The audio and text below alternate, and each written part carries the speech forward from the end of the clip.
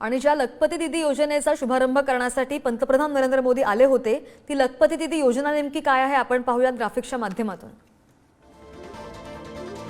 महिलांची आर्थिक सामाजिक प्रगती व्हावी यासाठी केंद्र सरकारकडून ही योजना राबवली जाणार आहे। उद्योग क्षेत्रामध्ये महिलांचा सहभाग वाढावा हा या योजनेचा उद्देश आहे। महिलांना उद्योगासाठी 5 लाख रुपयांचं बिनव्याजी कर्ज सुद्धा मिळेल। महिला बचत गटाशी जोडलेल्या महिलांना आर्थिक मदत मिळणार आहे। महिलांमध्ये स्वयंरोजगार निर्माण होण्यावर सुद्धा भर दिला जाईल।